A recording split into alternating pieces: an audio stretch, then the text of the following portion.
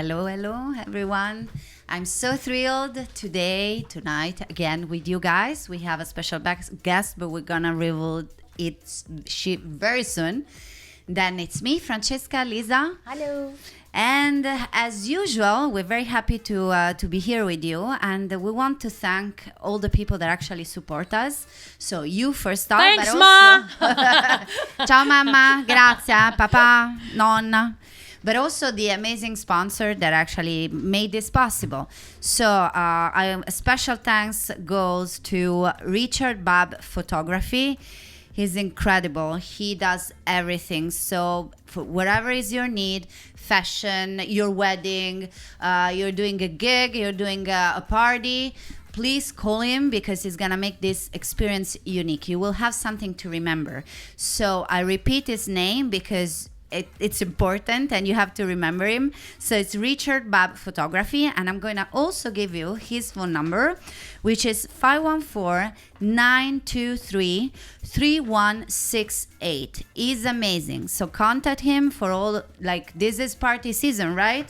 So, I'm sure you want to remember your best moments, and he is the man to call. And you know what? He's got an Instagram page, and there you can see some of his photos. Oh my God, yes, that's great. absolutely. It's so incredible, right? He has Facebook. He has Facebook He's too. got Facebook too, but it's Yeah. Richard_Babb_photography on Instagram, and it's awesome. He Wow. also does fantasy and cosplay. Yep. So that's what we were saying. So Whatever do I. your need is, so go and contact him. Have a look at his Facebook page, Instagram page, and enjoy his artwork. Exactly. I do. So welcome. Well- This is Let's Talk It Out. We're going to talk it out. Exactly. And as I was saying, we have a special guest tonight. We are going to talk it out with Anna Panunto. Anna, welcome. Welcome. Hi, thank you for inviting me this evening. Oh, thank you for coming. Yeah, it's a pleasure. And we're going to have a nice discussion, I think, tonight. Oh, think wow. so. Yeah, it's going to Oh, be yeah. amazing. You're going to enjoy this one. Yeah. This one is incredible, as Anna is. Yes. Thank you. And we're just going to get right into it because you have a lot to talk about. She has a lot to talk about. Yeah. And I want to get to the game. Exactly. We actually had to choose topics with her because she could talk literally about so many things in her life, her personal experience, but also her profession. Yeah. So literally, guys, follow this one because it's going to give you something very interesting to keep for yourself. And you're going to be inspired. So, Anna, what can we say about Anna? So, before you say anything, I'll say it. and I had to write a list because Oh my God, not yeah. only is she beautiful and intelligent, but she has so much going. She's a woman of strength, a woman who carries a social feminist voice, a woman who became inspired by family to produce a timeless theatrical masterpiece. Nobody knows what I'm talking about, but Anna's gonna tell you. So Anna, we will just jump right into it. To introduce and explain a little bit about you, who you are, and your background. Wow, what an introduction. Ta-ta-ra! Okay, go on. So yes, and thank you for pronouncing my family name correctly. Yes. It is Panunto. Yay! That's a point for Lisa. That's right. So who am I? So I'm a teacher by profession. I've been teaching for 24 years. I'm a teacher at the English Montreal School Board and at McGill.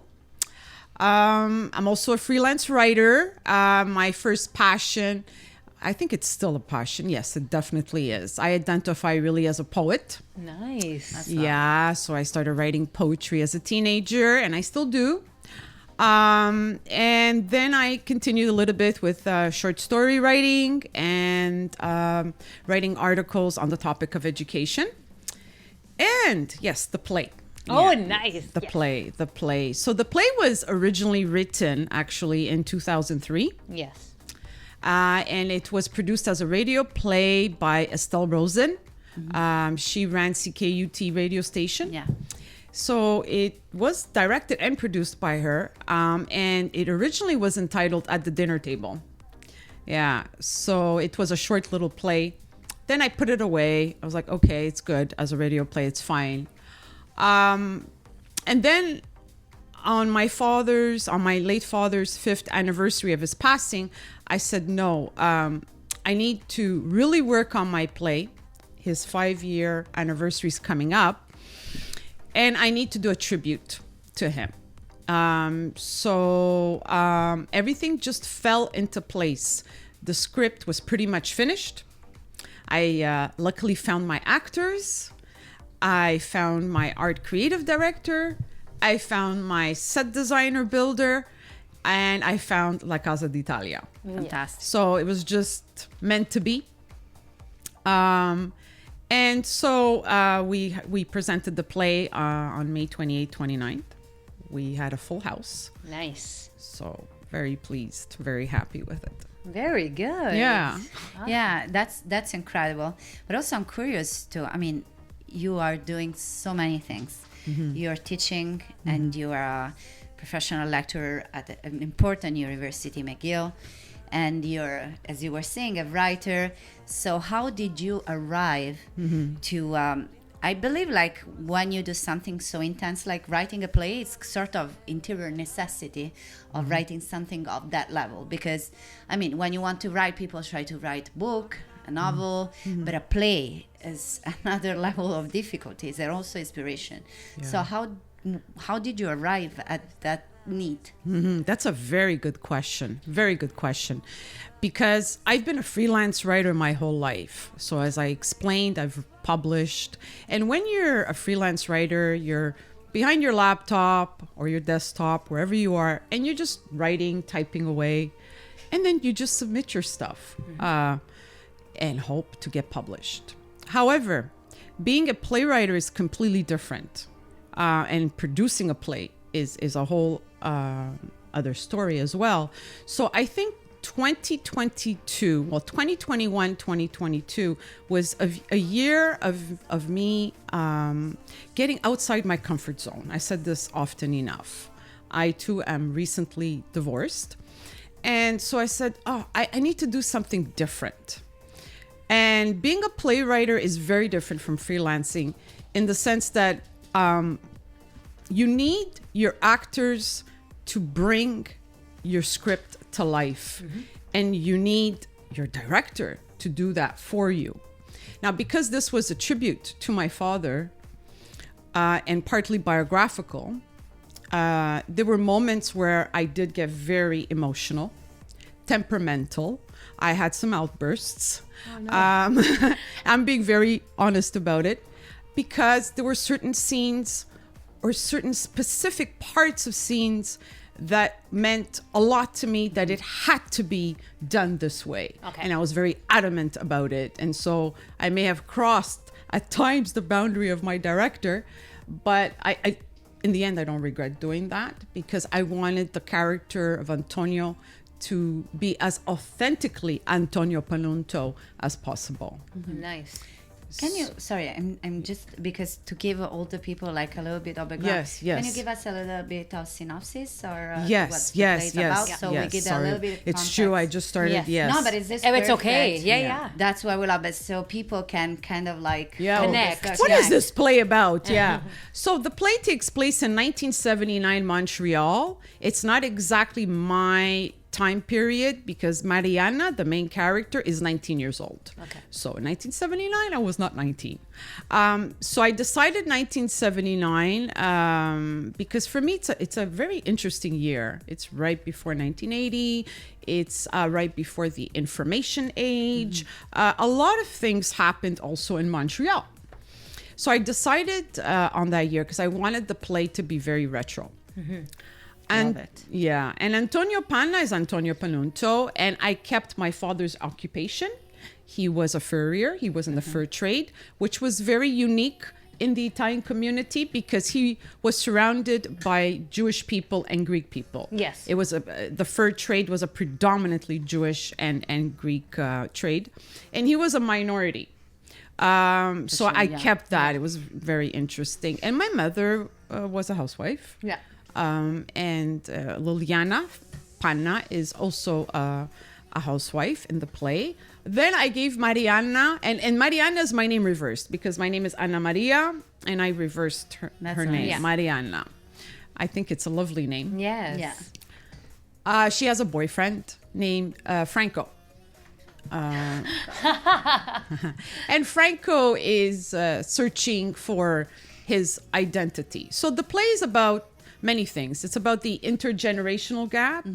It's about an Italian family discussing, fighting. There's Uncle Giancarlo, who represents the macho traditional Italian man who is not going with the times, because like I said, 1979 was a very delicate time period in North America, and Franco searching for his identity on many levels. So but what I did as a tribute is the play is kind of tragic.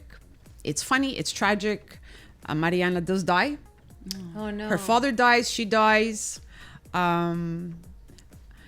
I don't know, like I kind of feel like I'm giving it all away. Are we supposed to do that after a play? Do I give it away? Well, it depends on what your vision is. Yeah. I almost feel like saying, come and watch it, but that's it. We did film it though. We did film it. Yes, I remember. Very happy about having it filmed. So it is on YouTube, but it's not public.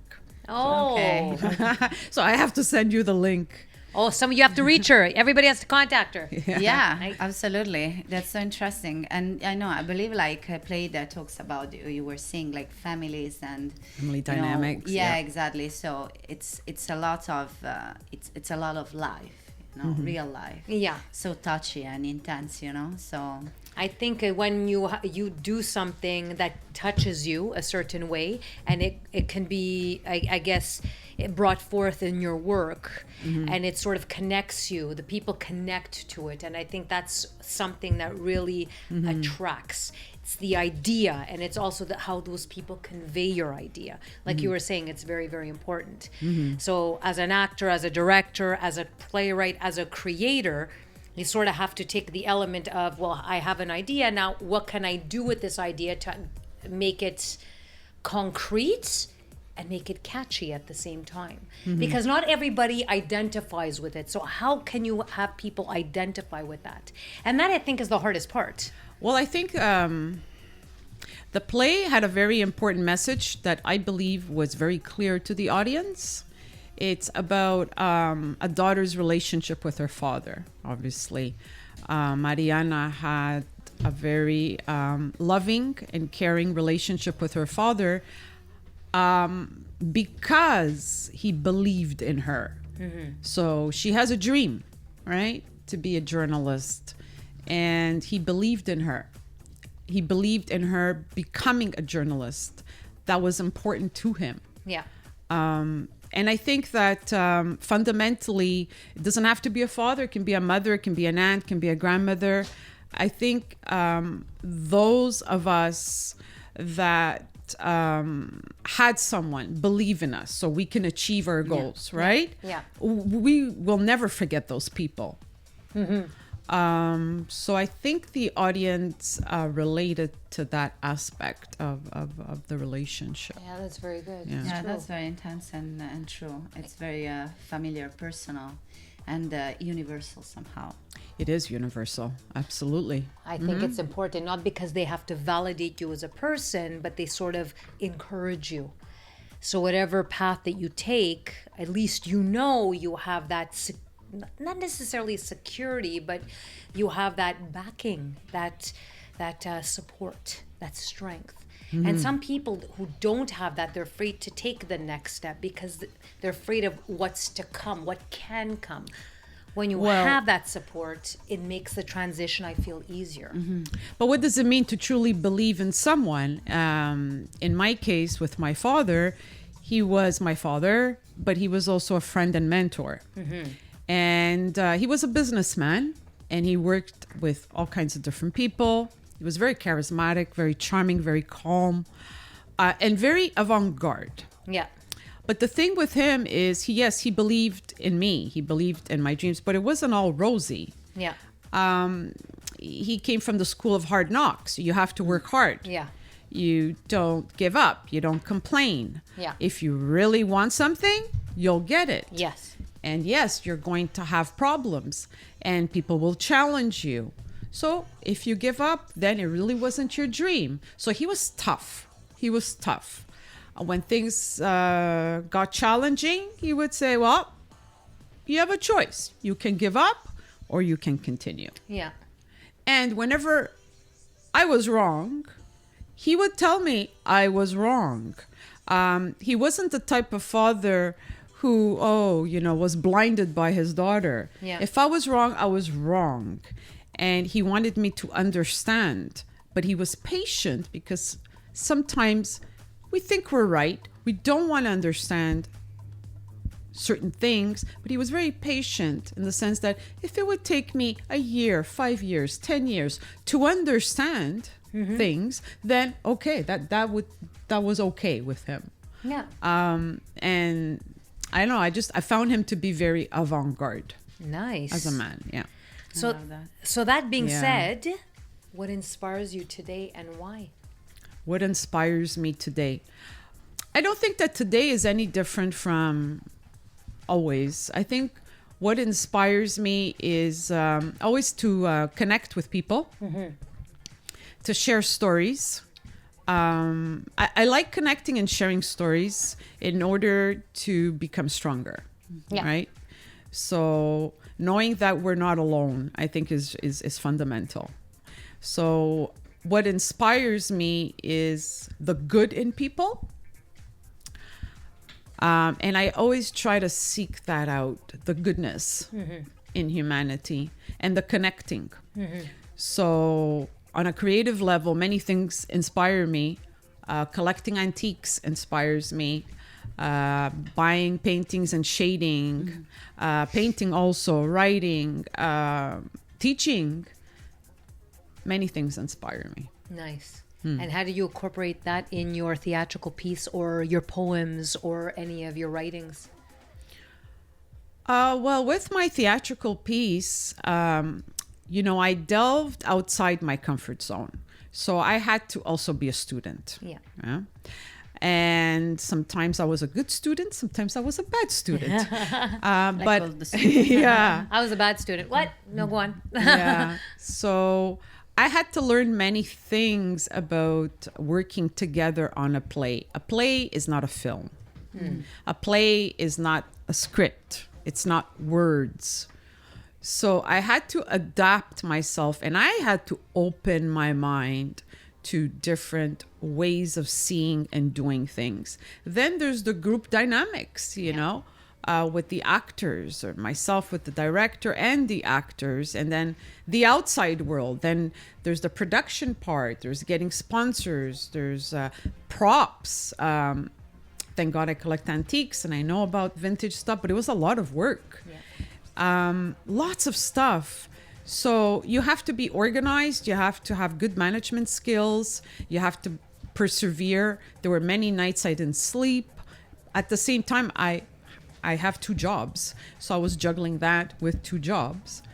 But I was determined to give voice to this play as a tribute to my father. For me, for 6 months, that was I lived, breathed, drank, digested the play for 6 months. I had no life aside from work and the play, and that's it. That's incredible. Oh my gosh, crazy. Yeah. But I like, so all of what you've been doing is artwork for sure, but it's also a lot of, there's like infused by the concept of creativity by itself.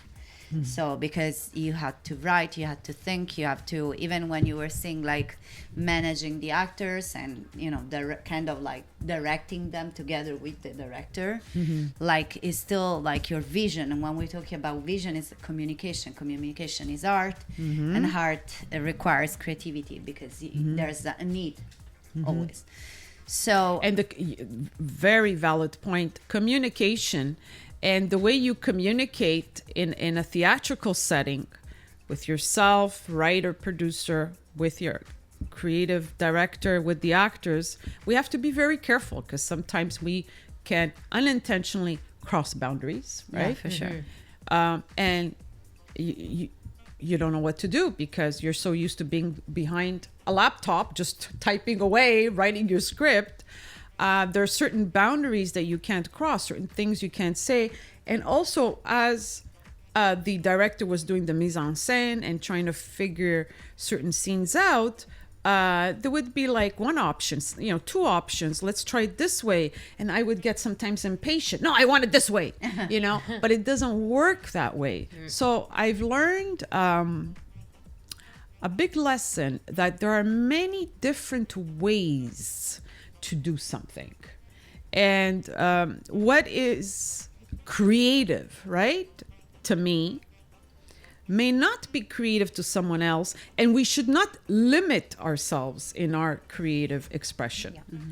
And we shouldn't be possessive. We shouldn't be possessive with our creative ideas either. Yeah. Yeah. So it's I learn a lot. Yeah, and but how like a person like you, like successful, kind of balance, because you have other very intense activity. You write, you lecture, you teach, you have interest, you collect. Yes. So how a person like you, like also a woman, could insert herself in this new world of playwriting and theater, and we all know, like, it's been male dominant for so long and still is, unfortunately. Oh, so yes. how Oh, did you yes. find that? Like, it's not easy. Theater by Yes. itself is not easy at all in Yeah. general. Yeah. And then if you sound like Very good question. you enter this door, how did you do that? Oh, yes. And don't forget, also a divorcee. So I felt unbalanced sometimes because here I am, divorced, no children. And also, I have to say that in the process of producing the play and all that, because it was written in memory of my father, it caused some contention in my family because my parents were divorced. Okay. Okay. So my mom would have preferred it being in memory of her, but I said it can't be in memory of you. You're alive. Exactly. So yeah, I had some issues to deal with there. I'm going to be very transparent about it.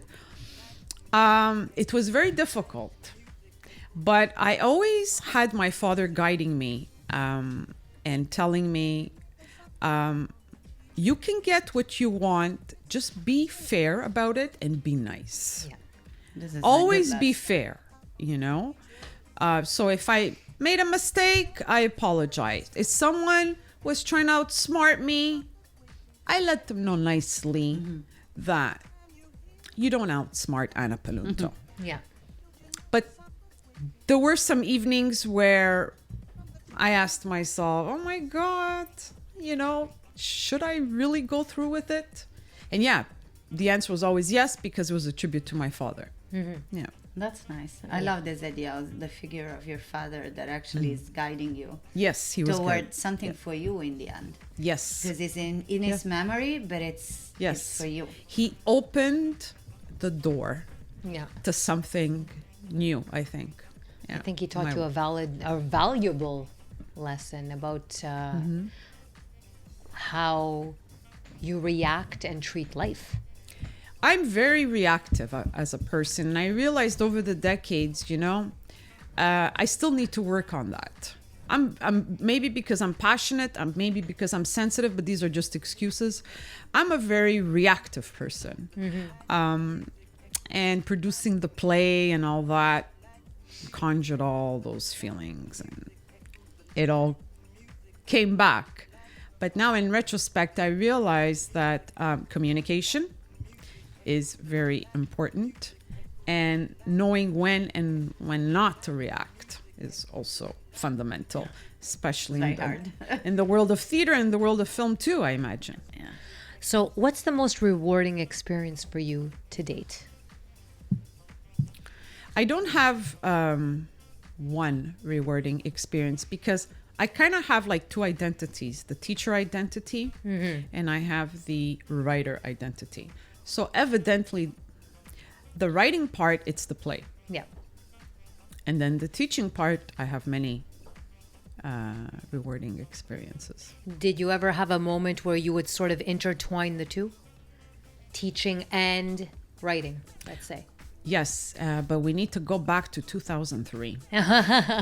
That's when I published my poetry book, Eclectic Memories. I think you brought it. It's in my bag. It's in your bag? Okay. You want to take it? Like, let's show. Yep. Okay. I'll show off my bag too at the same time. It's a lovely bag, by the way. I really like it, so It's actually. an Italian bag. Yeah. Yeah, Eclectic Memories, published by Hidden Brook Press. Richard Grove was the one who put it together. So do I do this? or- Yes. Okay. Hold on a second. Keep it. There it is. That's the book. And this is the back cover. Very nice. So on the cover, you have me and my student. Very nice. Yeah. So this was kind of like a collaborative type of work. The photography was Stefan. He was my student. And the photos here were also my students. So, yeah. So I'm very proud of this. You That's should be. excellent. It's an accomplishment. Not many people can publish. And it's very difficult to publish. But I like the fact that I worked with my students. Yeah. And that I combined photography, black and white photography, with the poetry. And they helped with the props. And it was amazing. Oh my God, that's awesome. Yeah, that was That's really nice. beautiful. And also, actually, this is a question that we had discussed prior. Okay. What does creative self-expression mean to you? And how do you channel that in your teaching? Yeah, I think we talked about what it means to me and how do I channel it in my teaching. That we didn't talk about. Oftentimes, I ask my students, say, hey guys, do you see me as an artist first, a writer, or as a teacher? When, like, now that you know me, and they always say artist. Interesting. So I don't know, is that a good thing or is that a bad thing? So I asked why, and they said because while you're teaching, you're very passionate and you share stories and you give examples and you're clear and you're different from the other teachers. I'm like, what do you mean I'm different? Well, you're not boring. And these are adults, eh? So I'm not boring. Yeah, you kind of like bring it to life, and you give us a voice, we can speak. So I guess that's how I do it, Oh, That's nice. beautiful, though. Yeah. Yeah, it's good. Yeah, and I think it's so hard to inspire right now, like the mind of the people, like the student in general, no, with no age specifically. But I mean, it's so hard to learn now because there are so many sources of information, which one could think, well, it's good. Of course, it has its own advantages, but on the other hand, we're just like bombarded with so many information, and it's very hard to distinguish. So sometimes having a guide that is not boring and it's not just like a didactic, that's it, but it's passionate. So, like, I mean, I believe it's gonna make the difference in everything. Actually, you brought up a very good point. I don't know, are we post-pandemic or almost near the end? But the way we teach has changed dramatically in the last 2 years. So we've had to teach online via Teams, so via Zoom. Yeah. And it was like a sudden change. Some teachers adapted well, some didn't. The same with students. We had no choice if we wanted to work, right, and earn our salary. But then we had to deal with, especially with adult students, we had to deal with students getting very bad news from back home regarding COVID.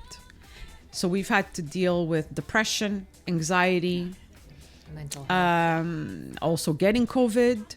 So we all had to adapt and be a lot more flexible in our teaching style and give more humanity to the students. So it's not about the curriculum anymore. It's really about, are you okay mentally, physically, emotionally, a little bit more sharing. But with some students, no, some students are just in their own bubble and they're just concerned about their security, their safety. I mean, some of my students have lost jobs, right? Yes, of course. Or their husbands or wives have lost jobs. So the way we teach has changed. We need to be positive and say, well, online teaching has its advantages. But as we're nearing post-pandemic era, I don't know what to call it, Yeah.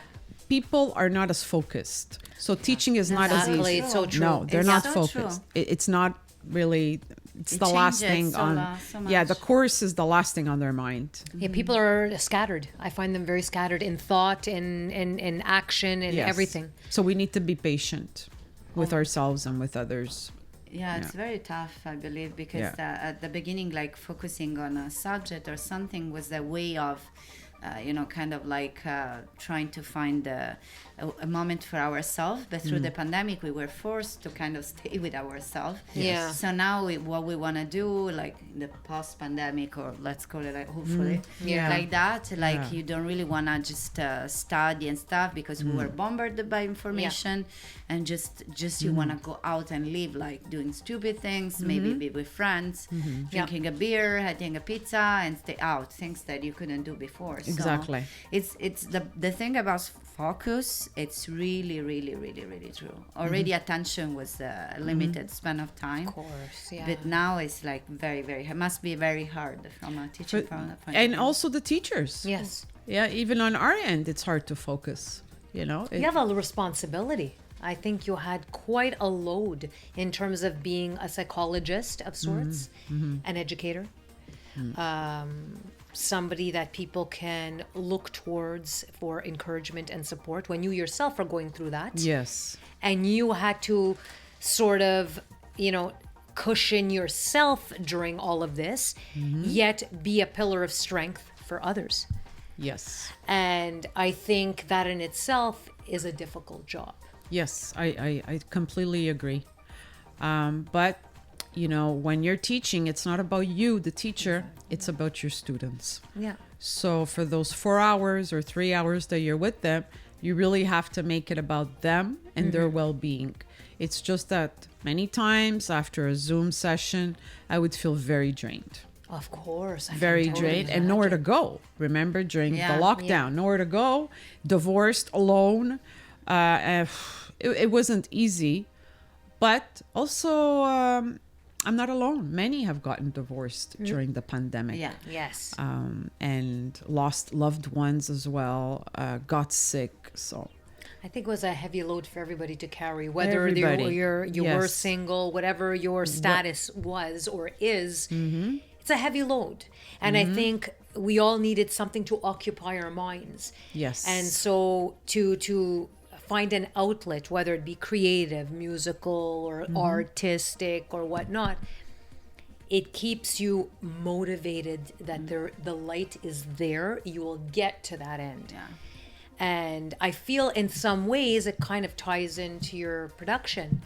My production really saved me Yeah. on so many levels. Yeah, it helped me heal, even from my divorce. It helped. It was therapeutic also in healing the passing of my father. It kept me busy and active, and we all.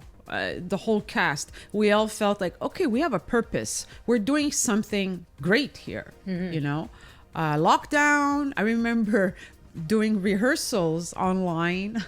Oh my God, that's hard. Ooh. It was virtually impossible, but I remember telling Joe, don't worry, we'll do it. It's okay. 2 hours, 3 hours, step by step, we'll do it. And we did.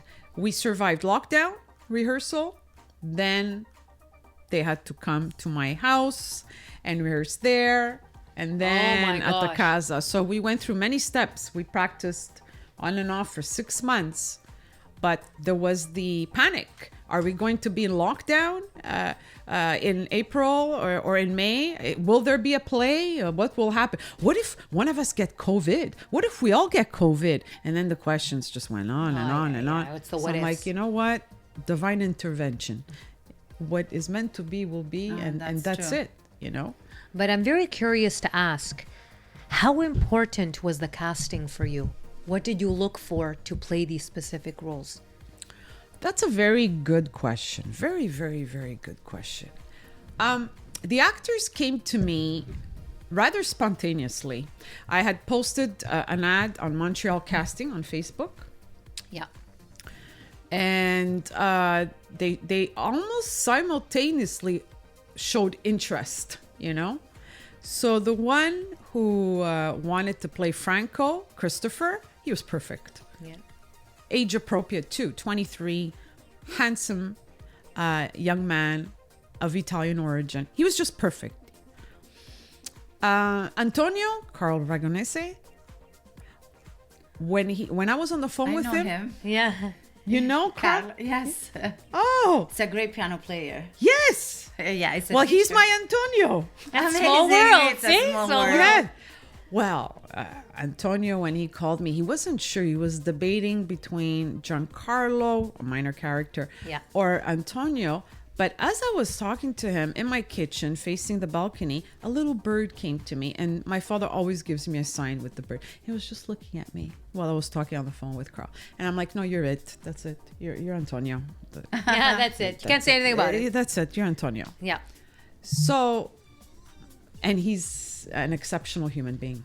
Yeah, it's very nice. It's such a nice person. Yes, and his mom too. Amazing. Okay, so Mariana was challenging. Okay. How so? Were you comparing? It was challenging finding Mariana. I had many that wanted to be Mariana. And in my mind, I had the perfect Mariana, right? But you can't always find everything you want. So Yes. Kind of. So the one who played Mariana is Quebecois. Yes. And she has a very thick accent when she speaks in English. Okay. English. So she doesn't sound Italian. Okay.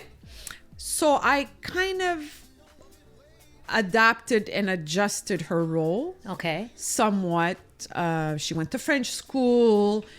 She is starting to read English. She loves English, but she still has that accent.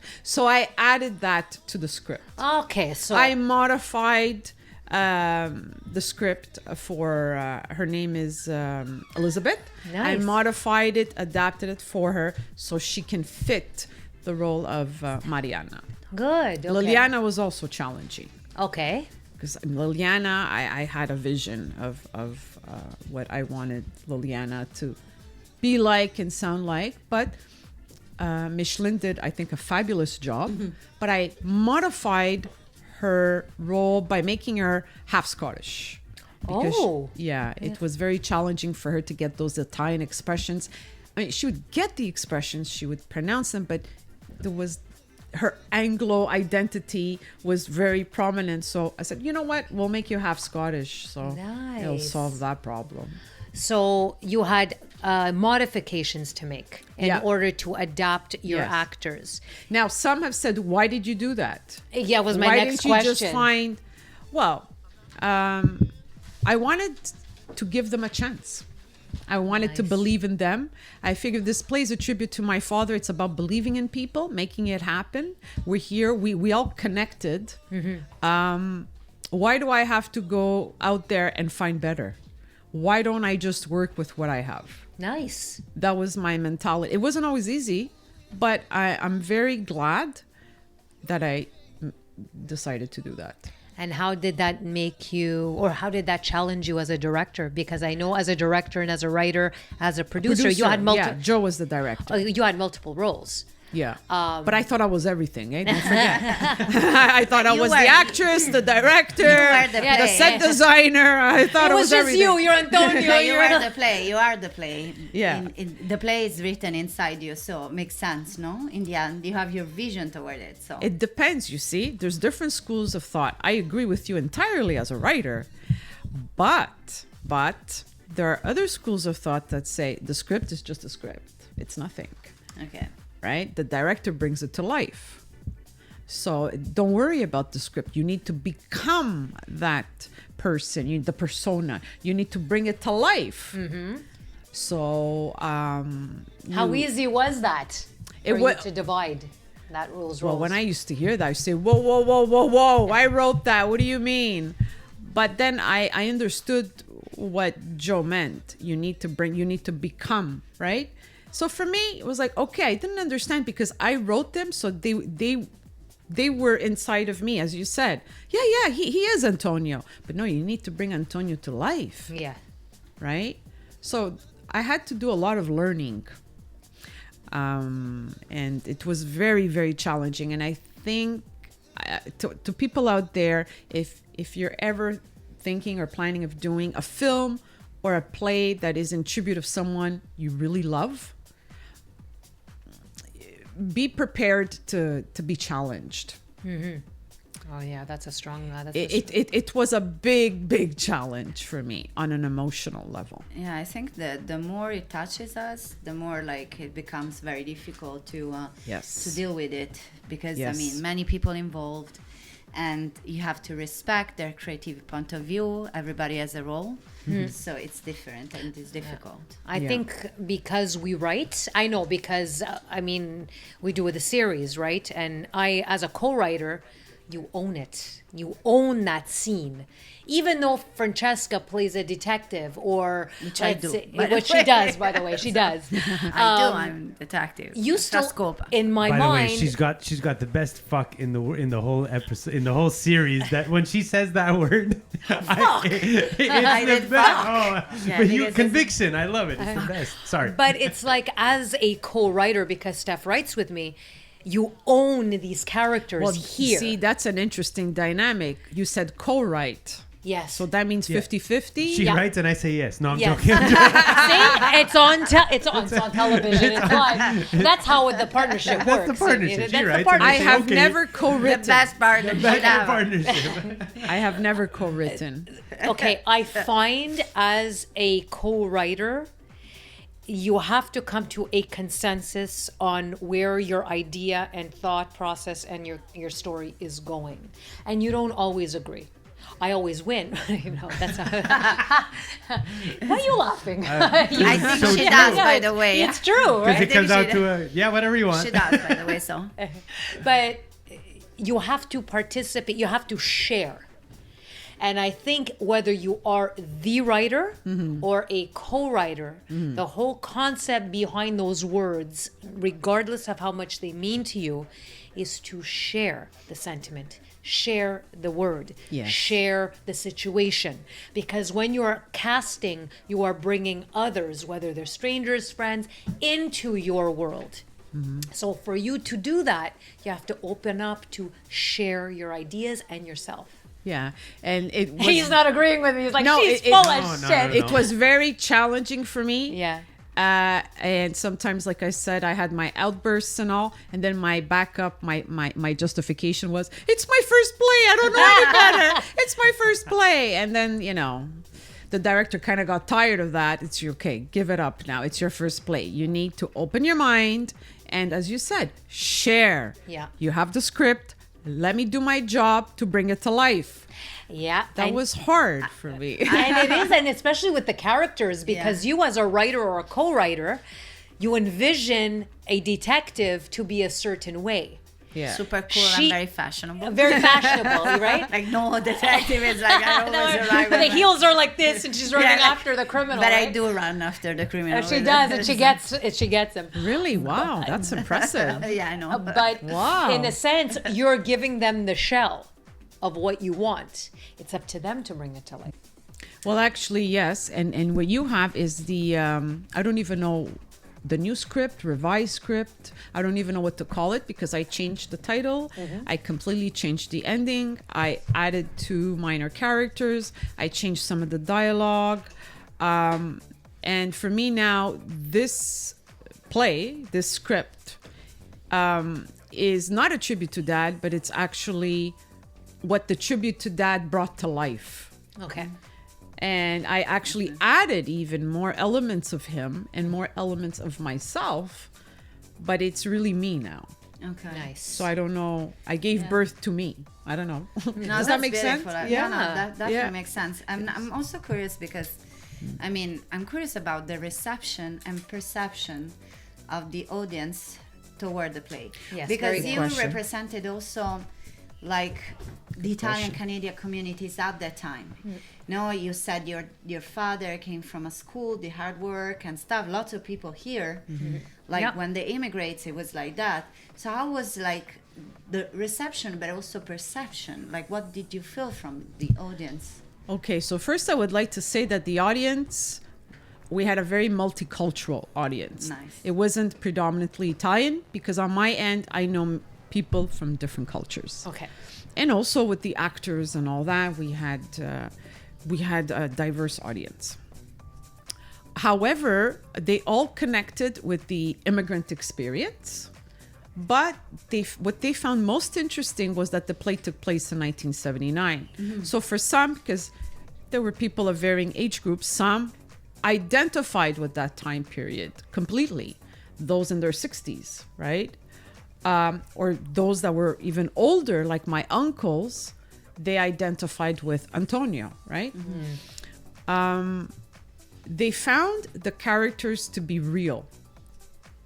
So they found the family dynamic to be real. You're fighting 1 minute, then you're cracking a joke the next. The sarcasm, the dark humor. Because Italians aren't sarcastic at all. No, of course No, not. no. Woo! The playfulness. So they found it real. And they asked me, we want more. And you should turn that into a sitcom. That was a comment. But the perception was those that knew my father said Carl Ragonese did an outstanding job. He really was. Good. And I was very lucky. Opening night, I had my dear friend Dorothy, who was my best friend during the time period of from 12 to 21. So she knew my father. She used to come to the shop and help out. She knew my father completely. And when she saw the actor, she said, "You were just amazing. You gave me goosebumps." I cried, I laughed. And she was sitting next to me holding my hand. And we shared that nostalgic moment together, me and her. And that was priceless. No. That was priceless, that I was able to go back in time. Not 1979. For us, it was 1989. But go back in time and say, yes, the perception was, that is accurate. And I'm getting something from it, Oh, that's amazing. That's beautiful. Do you think there will be a second part to this play that you wrote? I think so. Nice. Yeah. How so? Like, what will inspire you for the second part? Me. Beautiful. That's the best inspiration ever. Exactly. Ourselves. And I love the fact that you didn't even hesitate. No. I love it. Yeah. That is strong. That is a strong message. That is We a very always look self-assured. outside ourselves, to find happiness or stories or something. Once we should just look inside ourselves and just find it inside. That's your strong feminist voice that just shone through. I don't have a strong feminist voice. I just learned over the years, over the decades maybe, that if you don't believe in yourself, no one else will. That's all. Yeah. That makes sense. But many people forget that, I think, especially the younger generation of today. Today is different. Yeah, they're different. I don't even want to talk about today. Oh, Madonna. But this is what they used to say about us, right? That's so true. Oh, this generation. But nothing was wrong with us. We were good. It's just an intergenerational thing. Every generation will say that. I agree. But, today, even feminism is defined very differently from what it was. From what it was. I remember I graduated from McGill in 1995 with a minor in women's studies. Oh, A really? minor. Bachelor degrees in women's studies did not exist. Yeah. We had to fight collectively to get this minor. How did we get this minor approved? By taking courses in anthropology, religious studies, sociology. Oh, Vanny, religious studies. Yes. His favorite. He loves that. So teachers had to come up with names: women in religion, women in work, for example, in sociology, to make it valid, right? With the Okay. codes and all that. I was like, I have a Bachelor of English Literature, a major in English, a minor in women's studies. Wow. But today you can do, I think, a PhD in women's studies. And there's also the School of Women's Studies. yes, of Simone course. de Beauvoir. That has Beauvoir, existed and for a long yeah. time. But to Never actually know how to have pronounce her name. Simone de Beauvoir. De Yeah. Beauvoir. Okay. But now it's nothing. Okay, so women's studies. Well, in Italy, we still don't have it, so oh, really? no. Oh, I didn't know that. Yeah, I remember I studied film studies, and we did like there was a course in feminist film studies, but it was part of history of cinema.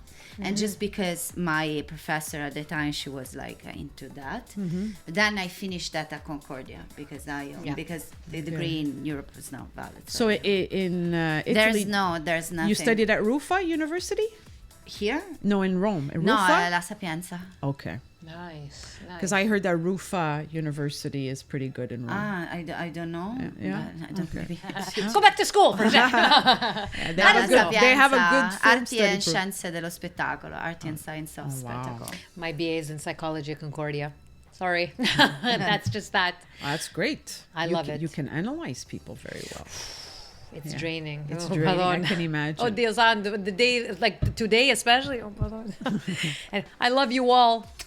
Actually, on that note, we're going to play our game. Yes. Ah, the that very game. non-psychological game. Now we're going to see the psychologist. I wrote the questions. Okay. Now, don't judge me. Okay. But these are fun. You know I questions. will. I know. But it's okay because that's part of the fun. But you have to answer these. See, we are drinking wine. We're drinking. I finished the I wine, have so to? we cannot- You have what to. What if I don't? What are the We'll ask you consequences? harder questions. And then Oh, it's going to turn wow. into dare, not truth. Oh. Okay, I'll do my best. Okay. It's okay. Our question reader there needs to take his time. That You big. are distracted. He's distracted. Question reader. I came up with these questions. I apologize profusely at the beginning, but I'm going to tell you. Yeah, Now I'm not going sorry to see about I'm not how sorry at all. much you like me or not like me. Well, it's Aha. a question of creativity. Okay. I'm sharing my creativity. So rapid response. Okay, just to, you'll get an idea of what it is. I'm going to ask them first. So this is for Francesca and Lisa. Yes. Oh my God! I see. At first I was like, did she seriously write that? And then I was like, no, it's share, but it's not. Name 3 things that you shave or wax. It's not for you. It's for us. Okay. I can imagine what's next. Yeah, just this is just. Yeah, the so, second one. She's gonna like that one. So Francesca first. Oh, thanks. What the heck? I'm trying to be man? 'Cause he nice. wants Well, me- because she knows. Yeah. No, I don't know the answer. Shave or wax? Yeah. This is obvious. Come on. Okay, the body. Okay. Okay. Yeah, Some but parts of the body. That's it. Perfect. Okay. So, shave can be seen as peel the kiwi. you shave a kiwi? Why not? Why not? Direct translation from Italian. Exactly. Yeah. Exactly. So see, Okay. and what else? I shave or wax. Wax. So, but you said shave or wax. Yeah. So you wax. You can't tell her. But I can't help myself. The teacher in me. You wait till the next I want to question. save You're her. gonna want help. I want to save her. I kind of shave the dog, but not really. You can. Yeah. You Yeah, can you shave can. it off. Yeah, there you It's go. like the groomer that does it Exactly. for her. No, But, that works. That works. Okay. Good luck, Lisa. Hair, nose hairs, and toe hairs. Ooh, toe hairs. Yeah. Yeah, some people have toe hairs. I Yes. guess. Yeah, it happens. All right. You should know That was that. weird. What are you saying? What the fuck? Jesus Christ. Okay, Anna. Yeah, Anna. I'm sorry, Anna. It's Thank- all meant with love. 3 No, things. it's not true. But And why 3? I don't know It's because the that's game. That's yeah. Name 3 things that are hairy. Oh my God. How come the mind always goes to a sexual sexual thing Hey, and right there away? is no sexual connotation. You're the one who's bringing it forth, man. So 3 everybody things thought that it. are hairy, not people? It could be anything. It could be anything? Yeah. Okay. So See? Or any body part. What? Ah, this is disgusting. my dog is hairy, Yeah. right? My best friend is hairy. I hope it's a man. And my uncle is Harry. There you go. Perfect. Okay, that works. I would have say a peachy Harry. Peach. Peach So is is a Harry. kiwi. Fuzzy. And the kiwi too. So You could shave both and of so those. fruity. Fuzzy. Okay. I feel fruity today. Okay, Fruity Francesca and Lisa, name 3 ways to surprise. You first. A slap. Oh, that's, Pack. yeah, that'll work. Flowers. Oh, that's nice. And It's not a a compliment. surprise, though. Everybody's expecting. What kind of flowers do you like? Mine. What's your favorite flower? It's a blue orchid. Nice. Yeah. Oh, wow. Yeah. I wish I knew what that was. Anyway. Playing dumb, huh? You missed one. No, I Yeah. said 3. Okay. I said 3. Francesca, you? A party. A surprise someone. That's a surprise party. secret Yeah, party. Yeah, of course, that works. Then a gift. Yeah. Surprise gift, yeah. And well, a beautiful guitar. That's it. Maybe a Gibson Yeah. Les Paul. That works. Okay. Anna, name 3 things you always forget. I forgot the question. She forgot. She forgot I because she forgot. always forgets. So I forget to turn off the light in my office. I always forget to turn off the light in my office. I always forget to... Always. It's the word always that gets me. Because I sometimes Don't say forget. shave or anything like that. It'll be like, oh boy. Oh, what do I always forget? I don't know. You got me here. I know I always forget to turn off the light in my office. Well, that's a good one. Yeah, That because is a it's good That one. means real. 3. That means 3 because that's a good one. So, okay, so that's it. I'm No, done. no, no. It's 2 more. I'm not letting you off the hook. Creativity. Change your question to what do you sometimes forget? Okay. So Okay. then, So what do you sometimes forget? oops. I sometimes forget to turn off my phone when I'm in class. That's a good one. Yeah, it's true. And I sometimes forget my students' names. Oh. That's the story of my life. Yeah, I'm very bad with names. me too. And then, they get jealous because I'll remember your name, but then I'll always fumble on that guy's name. Yeah. Yeah. Yeah. And then you kind of get panicked because you know you're going to fumble on his Yes. name. So then even yes. though you know it, you kind of fumble forget or it. forget. Like Yeah. I'll mispronounce Yeah, it or totally. completely You say forget. you. Yeah, Hey, buddy. without pointing, like because Yeah, when yeah, you you point, can't you're not point. allowed. You can't point. So yeah, you have to do this. Please. I'm going to Come here. apologize Yeah. because Come the on dog here. is eating our guest sunglasses. So I'm trying Is just. he? She was eating, so I was like trying to. That's hilarious. Okay. Not for the sunglasses and not for the guest, but yes, that's hilarious for sure. Francesca and Lisa, name 3 things you do when no one is looking. Oh boy, Oh my God. that's ooh. What? I 3 forgot. things you do when nobody's looking. Oh, God. terrible. Okay, I swear a lot. You do that when people are looking as well. Shit. Oh, fuck. But I do more when I'm alone. Let's say Okay, like that. more bestemmie. Yeah. Okay. When people are not looking, I call my mom, which I usually call when I'm alone. So, yeah. And when people are not looking, I give lots of kisses to my dog. No, you do that in front Cuddle of with people her. too. Yeah, I know. I mean, I'm pretty open book, so Yeah, that's pretty okay. other things I won't say. See, those are the things that I wanted to say, but I'm like, it's Yeah, not. but It's it's a just G-rated. It's a G-rated show. So we can leave it to the imagination. Yeah, that's Yeah, one. there you go. I floss. I don't do that in front of people. Yeah, that's a good one. That's a very good one. Yeah. I don't. I have to think say it- that's something that really not to look. I don't mind the sound of someone Yeah. flossing. It's Yeah. terrible. Oh, it drives me crazy. When somebody is not looking. Well, actually, it's when I drive and somebody cuts me off. I give the middle finger. Oh so yeah, that- no, you make sure everybody sees you on that. No, Yeah. that's my mom. My mom will do like this. Yeah, really, the first one is very personal. I can't say those, but the other two, yeah, I think they're valid. Okay, good. Yeah. Yeah, moving on. Anna, last question. Name thank 3 God. reasons why you would be in handcuffs. Oh. We can all think of one. I mean, come on. Yeah, that late night and I drank too much. Indecent exposure, over drinking, and Playtime. yeah. There you go. That is awesome. I think the questions were more for them. Hey, man.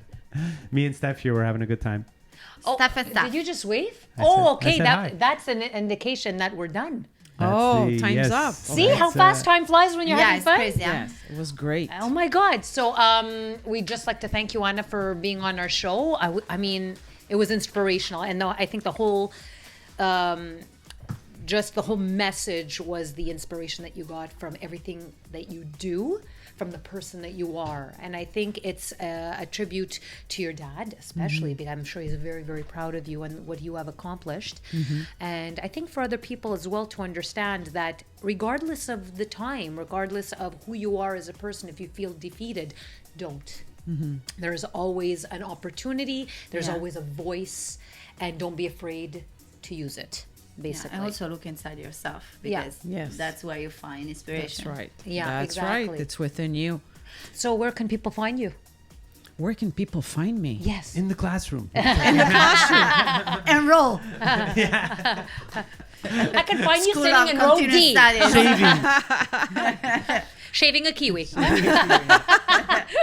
Now I've never you're heard of never that. gonna look You're at never a gonna- kiwi Yeah, the we'll same never way look at now, a kiwi the same Like, way And I'm again. gonna go God, pick it up I'm like, shaving oh my a God.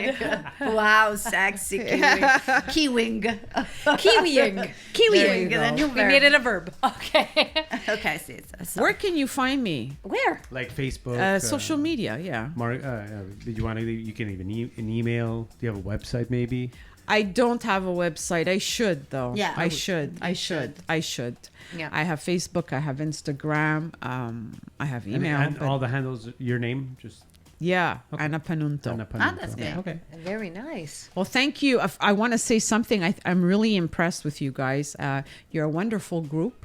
And thank you for making this an enjoyable experience. I felt very comfortable. And I think you ladies are wonderful. You're Thank you're you. beautiful. You're talented. There's a nice connection. And Steph, thank you. You're so patient and attentive. So I'm Not a very word, Dani. impressed. Yeah, keep it up. Really impressed. That's very Thank nice you of so you. much. Yeah. Thank you. Thank you. Thank you. Yeah. And on that note, we have to thank our sponsor once again. Absolutely. So Richard Bab Photography. Yes. This guy does everything. Yep.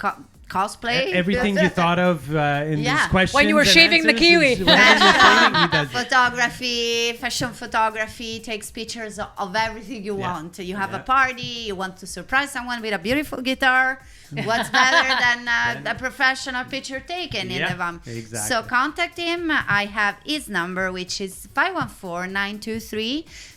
514-923-3168. And Stefano is gonna give us his handle, His handle on Instagram, Richard_Bab_photography. Go check him, his Check him works, out. because they're amazing. Yep. And everybody check out Anna's theatrical production.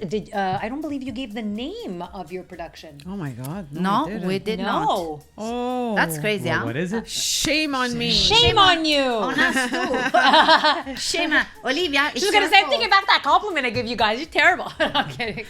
The name of the play is Where the Heart Is, 1979. Nice. Lovely. Guys, check it out, and you will be replaying the play. I have no idea yet, but it won't be entitled Where the Heart Is. Okay. Where the Heart is the name, the tribute to Dad, and that's it. Okay. Yeah. That's perfect. Oh my Yeah. God, that's awesome. So Yeah. guys, check it out. Stay in touch with Anna because she has a lot of informative, she has a lot of insight and a lot of inspirational messages that she can sort of convey if you ever feel that, you're not able to succeed or accomplish something. Give her a shout out because as you can see, she's a very intelligent, highly beautiful woman with a lot to say. Also, eclectic memories. That's her book that she had published. So guys, thank you so Merci much. beaucoup. Merci, grazie. I don't know anything else. Merci, Gracias. muchas gracias. In Arabic, it's shukran. Shukran. Yes. Shukran. Evkaristo. Evkaristo. Yes, That's I should Greek, know that. yeah. I'm part Greek. What am I Yeah. doing? Yeah, it's true. I forget the Greek part. Anyways, guys, have a good Paragalo. night and thank you so much for tuning in. Whatever. Yeah. Parakalon. Yes. Bye, guys. Bye. Bye. Thank you. Ciao.